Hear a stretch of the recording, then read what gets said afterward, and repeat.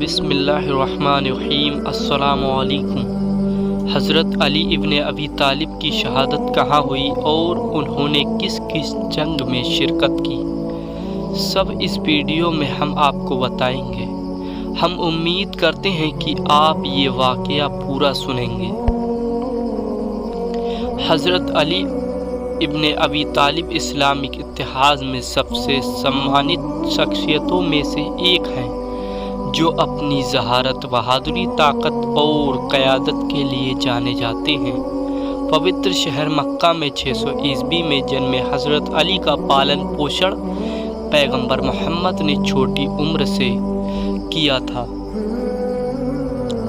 और वह एक ऐसे घर में पले बड़े जो इस्लाम के संदेश के प्रति गहराई से प्रभावित था। वह पैगंबर के चचेरे भाई और दामाद दोनों के रूप में मुनफरिद स्थान रखते हैं। उन्होंने अपनी प्यारी बेटी फातिमा से शादी करवाई थी। उनकी विरासत सुन्नी और शिया संप्रदायों से आगे बढ़ी।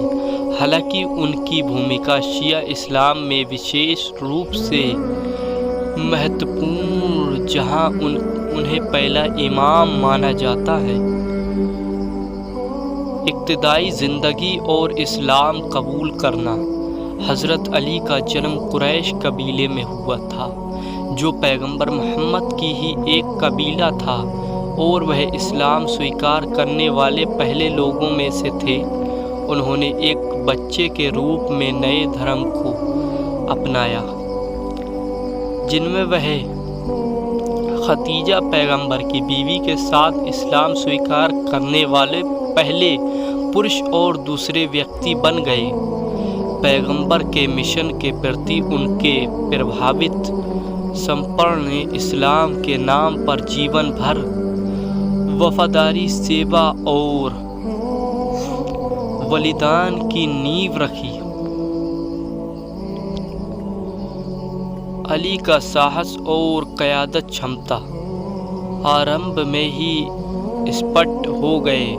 उनकी सुबहानता की सबसे उल्लेखनीय वाक़ियों में से एक वह भी थी जब वह कुरैश को मूर्ख बनाने के लिए हिजरत की रात पैगंबर के बिस्तर पर सोए थे, जो पैगंबर की हत्या की योजना बना रहे थे। इस कर्तव्य ने उनकी अटूट निष्ठा और इस्लाम के लिए अपना जीवन बलिदान करने की इच्छा को प्रसिद्ध किया। इब्तिदाई इस्लामिक लड़ाइयों में किरदार। अपने पूरे जीवन में हज़रत अली ने खुद को एक निडर योद्धा और एक शानदार रणनीतिकार साबित किया। उन्होंने इस्लाम के प्रभावित वर्षों के दौरान कई प्रमुख लड़ाइयों में महत्वपूर्ण भूमिका निभाई, जिनमें बद्र की लड़ाई, उहद की लड़ाई और खैबर की लड़ाई शामिल है। युद्ध में उनकी बहादुरी और हौसले ने उन्हें असदुल्लाह, अल्लाह का शेर का लक़ब दिया गया। उनकी सबसे प्रसिद्ध जीतों में से एक खैबर की लड़ाई के दौरान पेश हुई, जहां उन्हें एक ऐसे गेट को उठाकर मुस्लिम सेना को जीत दिलाई जिसके बारे में कहा जाता है कि कई लोगों के लिए भी ये उठाना भारी था।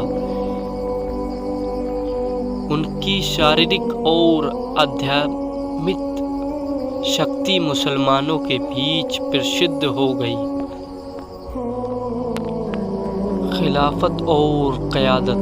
656 ईस्वी में तीसरे खलीफा उस्मान की शहादत के बाद हज़रत अली को राशिदुन खलीफा के चौथे खलीफा के रूप में चुना गया था। हालांकि उनके क़यादत को अतिरिक्त कला और खाना जंगी की तरफ से निशानजद किया गया था, जिनमें सबसे पहले फितने के नाम से जाना जाता है। उनके खिलाफत में विशेष रूप से मुस्लिम समुदाय की तरफ से महत्वपूर्ण चुनौतियां देखी गईं। सबसे उल्लेखनीय संघर्ष जंग जमाल की लड़ाई और सिफ़ीन की लड़ाई थी, जहां क़यादत और शासन पर असमति के कारण हिंसा हुई। कठिनाइयों के बावजूद हज़रत अली का शासन न्याय, समानता और लोगों के कल्याण के प्रति प्रतिबद्धता द्वारा था। नहल अल-वलादा का चरम में संकलित उनके उद्देश्य पत्र और बातें इस्लामिक सिद्धांतों, शासन और नैतिकता के बारे में उनकी गहराई समझ को दर्शाता है। उन्होंने क़यादत में न्याय, विनम्रता और धार्मिकता के महत्व पर जोर दिया और शासन पर उनके विचार आज भी प्रभावशाली हैं।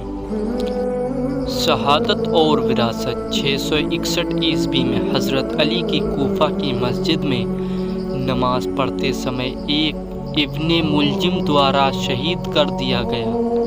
उनकी मृत्यु को इस्लामिक इतिहास में एक गहरा नुकसान के रूप में मनाया जाता है,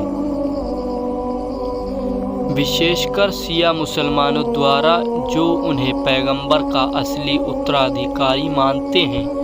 उनकी शहादत को न्याय की प्राप्ति में बलिदान का प्रतीक माना जाता है। हज़रत अली की विरासत स्थानीय है और उन्हें नैतिकता, अखंडता, साहस और ज्ञान के उदाहरण के रूप में याद किया जाता है। उनकी शिक्षाएं दुनिया भर के मुसलमानों को प्रेरित करती रहती हैं और उनका जीवन रूहानी और सियासी दोनों शूबों में नेक क़यादत के एक मॉडल के रूप में कार्य करता